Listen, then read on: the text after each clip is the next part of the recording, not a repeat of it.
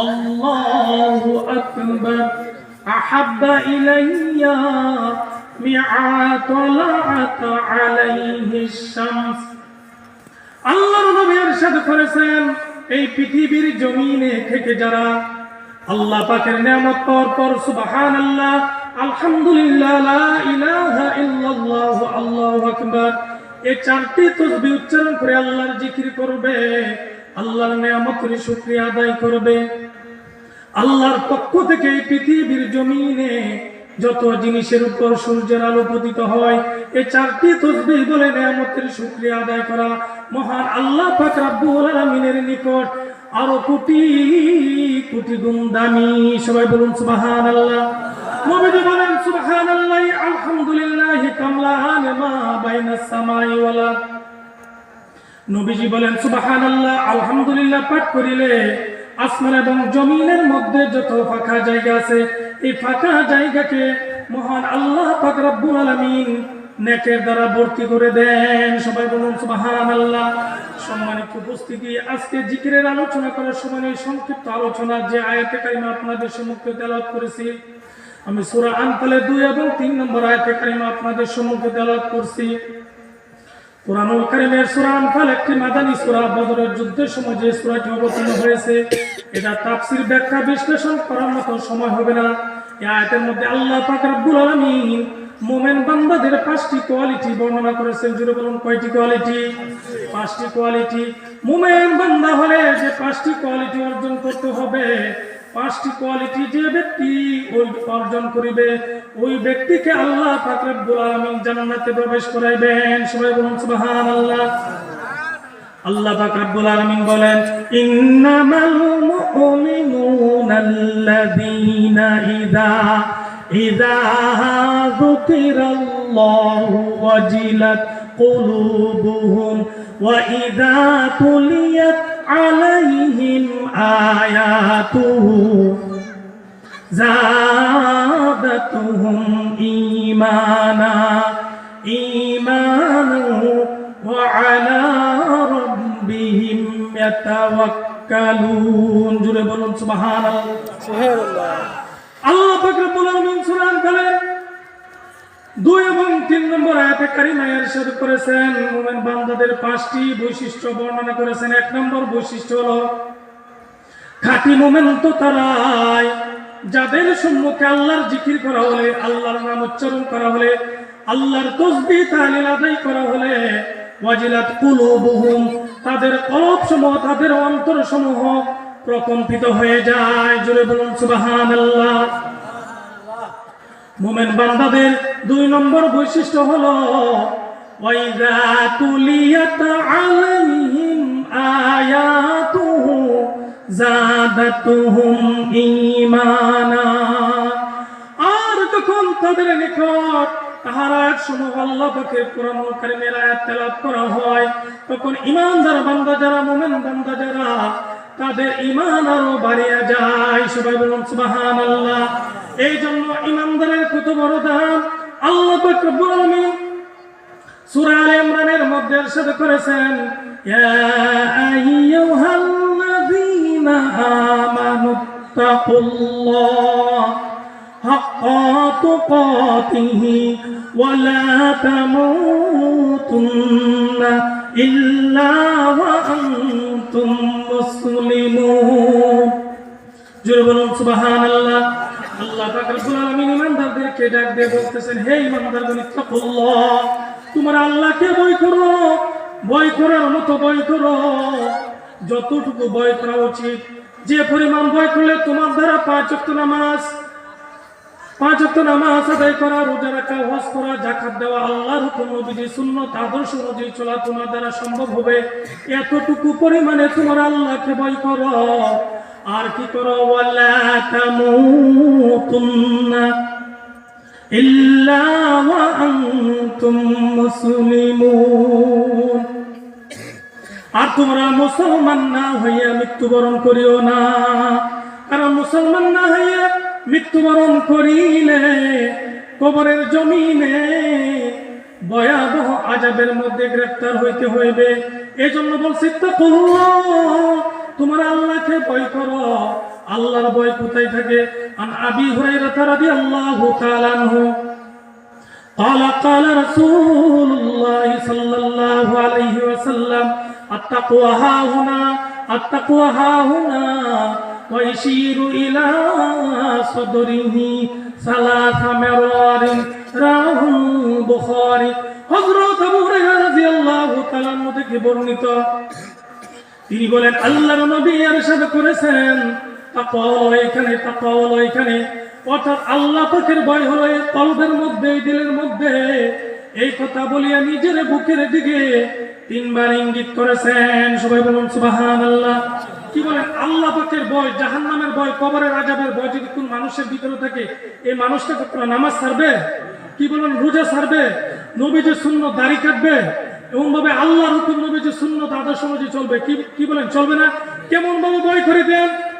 নবীজির প্রিয় সাহাবী হযরত উসমান, ইসলামের থার্ড ক্যালিফ হযরত উসমান ইবনে আফফান রাদিয়াল্লাহু তাআলা আনহু কেমন ভাবে আল্লাহকে ভয় করিতেন।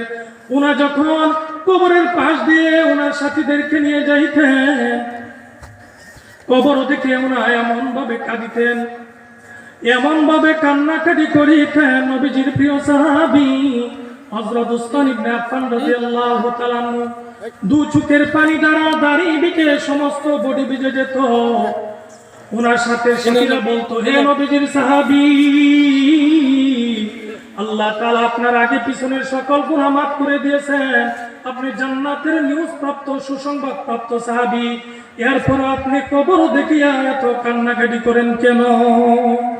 নবীজির প্রিয় সাহাবী হযরত উসমান ইবনে আফফান রাদিয়াল্লাহু তাআলা আনহু বলতেন, তোমরা জানো না কবর হলো মুসলমানদের ফার্স্ট ঘাঁটি। যে ব্যক্তি কবরের আযাব থেকে নাজাত পাইবে, সে ব্যক্তি প্রত্যেকটা ঘাঁটিতে নাজাত পেয়ে যাবে। আমি উসমান জানি না আমি কবরের আযাব থেকে নাজাত পাইব নাকি, এই জন্য আমি কবর দেখিয়া এমন ভাবে কান্নাকাটি করি। সবাই বলুন সুবহানাল্লাহ।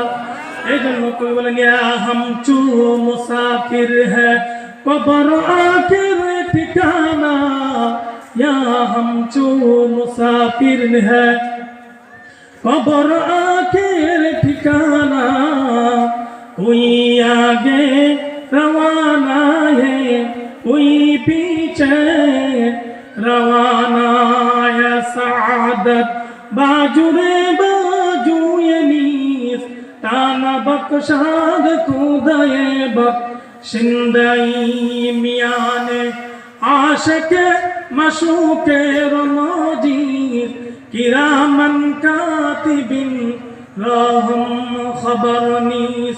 मैं आशिक मौला हूँ मेरा इश्क निराला, मैं आशिक मौला हूँ मेरा इश्क दीवाना, बाजुल्ला जहाँ जिसके ताजल्ली से उजाला। जुरे बोलें अल्लाहु अकबर, और जुरे बोलें अल्लाहु अकबर। ए तुमने कभी बोले या हम जो मुसाफिर हैं कब्र आखिर ठिकाना, कोई आगे रवाना है कोई पीछे रवाना। এই দুনিয়াটা হলো মুসাফির খানার মতো। এই দুনিয়াতে আল্লাহ তাআলা মুসাফির হিসেবে আমাদেরকে পাঠাইছেন। কেউ আগে এবং কেউ পরে, সকলে এই দুনিয়ার জমিন থেকে চলে যাবে। কেউ এই দুনিয়ার জমিনে থাকতে পারবে না। যেমন ভাবে আমিনুল হক বাচ্চু ভাই আমাদের সাথে তবলিগ করতো, তবলিগের মেহনত করতো, সন্ত্রাসী চাঁদাবাজ বাহিনীরা দেখেন কেমন ভাবে ওনাকে হত্যা করছে। বাচ্চু ভাইয়ের কথা যখন মনে পড়ে যায়, মার্কাজের মধ্যে পাখুনদের মধ্যে কেমন ভাবে আমরা একসাথে কাজ করতাম, তবলিগের মেহনত করতাম। পেয়ারে হাজিরিন, আজকের এই মাহফিলের সমস্ত খায়ের বরকত, দুই দিনের সমস্ত খায়ের বরকত আল্লাহ পাক রব্বুল আলামিন আমাদের আমিনুল হক বাচ্চু ভাইয়ের কবরের মধ্যে আল্লাহ পৌঁছা দেন। জুড়ে বলুন আল্লাহুম্মা আমিন। পেয়ারে হাজিরিন, মৃত্যুবরণ প্রত্যেকটা মানুষকে করতে হবে। উনাকে যে আল্লাহ তাআলা শহীদি মর্যাদা দান করেছে, পেয়ারে হাজিরিন, চার প্রকার লোককে আল্লাহ তাআলা বিনা হিসাবে জান্নাত দান করিবেন।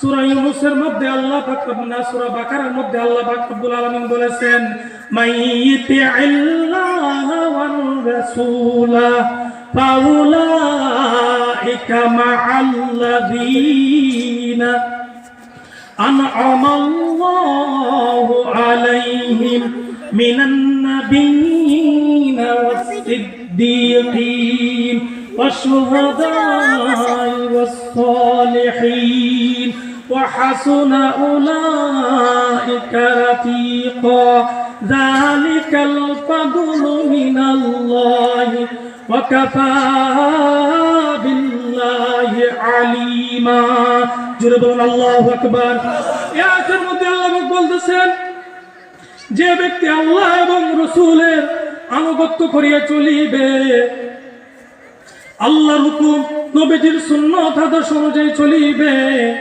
আল্লাহ পাক তাহাকে এই দুনিয়ার জমিনে পুরস্কৃত করিবেন এবং তাকে অনুগ্রহ দান করিবেন এবং কি করিবেন বলছে কাল হাসরের ময়দানে ওই মানুষগুলা চার প্রকার লোককে আল্লাহ তাআলা বিনা হিসাবে জান্নাত দান করিবেন। জোরে বলুন কয় প্রকারের লোক? চার প্রকারের লোককে আল্লাহ তাআলা বিনা হিসাবে জান্নাত দান করিবেন। এর মধ্যে চার প্রকার হলো মিনান নাবিয়্যিনা ওয়াস-সিদ্দীকীনা ওয়াশ-শুহাদাই ওয়াস-সালিহিন। এক নম্বর হলো নবীগণ, সমস্ত নবীগণ আল্লাহ পাকের জান্নাতে প্রবেশ করবে। দুই নম্বর হলো মিনান নাবিয়্যিনা ওয়াস-সিদ্দীকীন।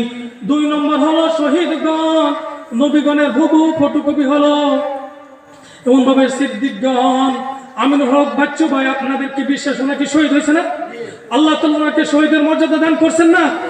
হাদিস শরীফে আছে নিরপরাধ কোন মানুষকে যদি অন্যায়ভাবে কোনো মানুষ হত্যা করে, সমগ্র পৃথিবীর মানুষকে হত্যা করলে যে এরকম পাপ হবে আল্লাহ পাক তার আমলনামা এরকম পাপ দান করবেন।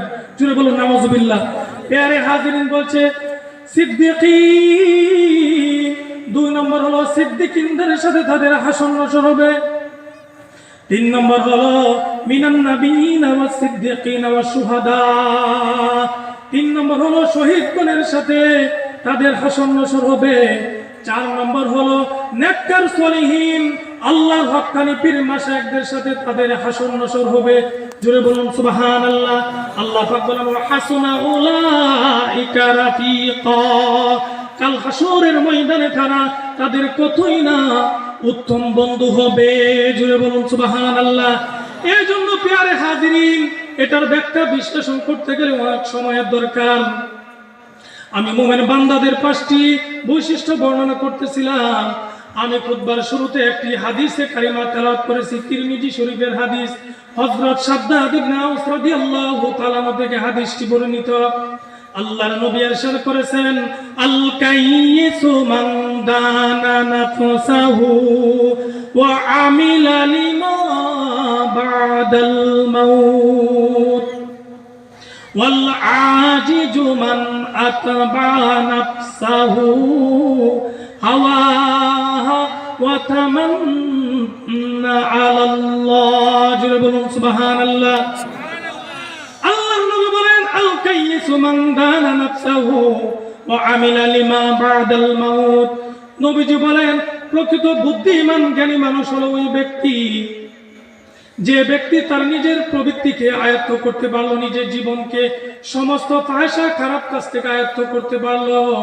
যে 12 প্রকারের গুনাহ আছে, শিরকি, বেদাতি, কুফরি, মুনাফিকি, হকুল্লাহ, হকুলিবাদ, হারাম, মাকরুহ, শুভা, সন্দেহ, সগীরা, কবিরা, জাহিরি, বাতিনি, জানা অজানা, গোপন প্রকাশ্য, এই ধরনের সকল প্রকার গুনাহ থেকে যখন একজন মানুষ বেঁচে থাকবে, বেঁচে থাকে যখন আল্লাহর হুকুম নবীজির সুন্নাত আদর্শ অনুযায়ী চলবে, আল্লাহ নবী বলেন যে ব্যক্তি নিজের প্রবৃত্তিকে আয়ত্ত করতে পারলো আর কি বলবো আমিলা লিমা বা'দাল মাউত, এবং মৃত্যুর পরবর্তী জীবনের জন্য আমল করতে পারলো, আল্লাহর নবী বলেন ওই ব্যক্তি পৃথিবীর মধ্যে সবচেয়ে বুদ্ধিমান জ্ঞানী মানুষ। জোরে বলুন সুবহানাল্লাহ।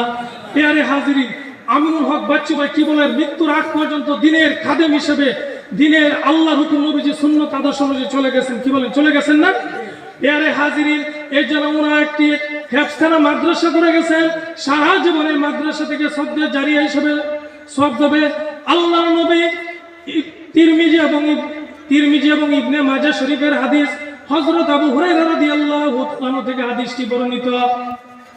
আল্লাহর নবী ইরশাদ করেছেন যে মান ক্বারা আল কুরআন ফাস্তাজহারাহু ওয়া আহাল্লা হালালাহু ওয়া হাররামা হারামাহু আদখালাহুল্লাহুল জান্নাহ ওয়া শাফাআহু ফি আশরাতিন মিন আহলি বাইতিহি কুল্লুহুম ক্বাদ ওয়াজাবাত লাহুম নার। হযরত আবু হুরায়রা রাদিয়াল্লাহু তাআলা থেকে বর্ণিত, তিনি বলেন আল্লাহর নবী ইরশাদ করেছেন, যে ব্যক্তি কুরআনুল কারীমকে পাঠ করিবে এবং এই কুরআনুল কারীমকে মুখস্থ করিবে, কুরআনুল কারীমের হাফেজ হইবে এবং কুরআনুল কারীমে বর্ণিত হালালকে হালাল জানিয়ে চলিবে, হারামকে হারাম জানিয়ে চলিবে, আদখালাহুল্লাহুল জান্নাহ, মহান আল্লাহ পাক রব্বুল আলামিন তাহাকে জান্নাতে প্রবেশ করাইবেন। জুড়ে বলুন সুবহানাল্লাহ।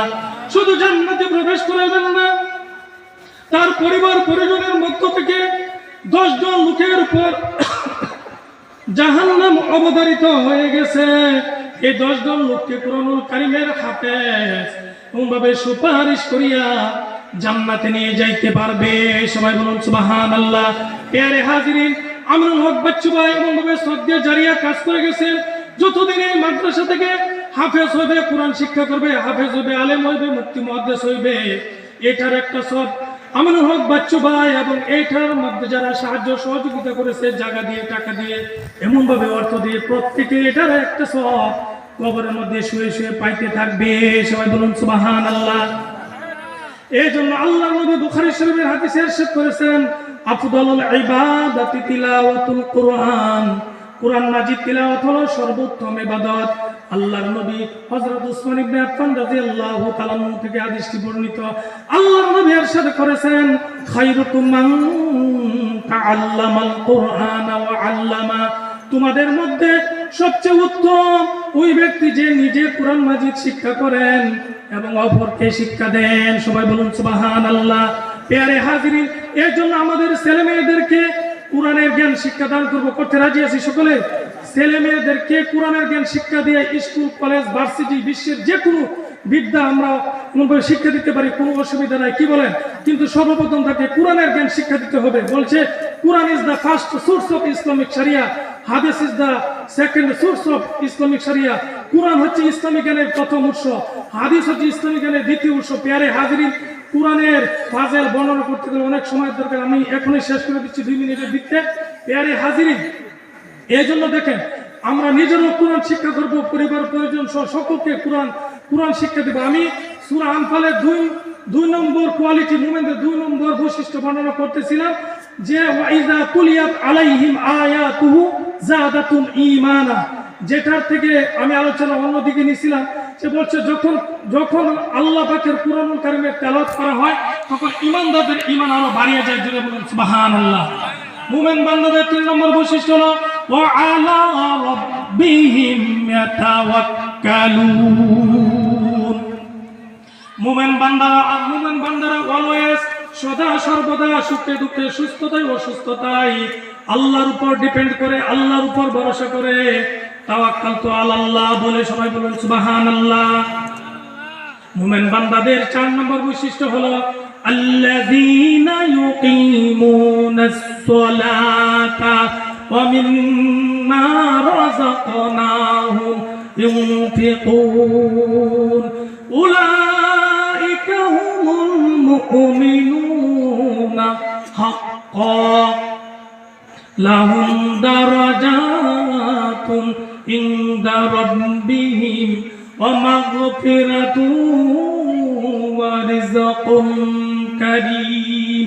মুমিন বান্দাদের 4 নম্বর বৈশিষ্ট্য হলো তারা নামাজ কায়েম করবে, নিজেরও নামাজ আদায় করবে, পরিবার পরিজন সহ যারা নামাজ আদায় করে না তাদেরকেও নামাজের দিকে আহ্বান করবে, দাওয়াত দিবে।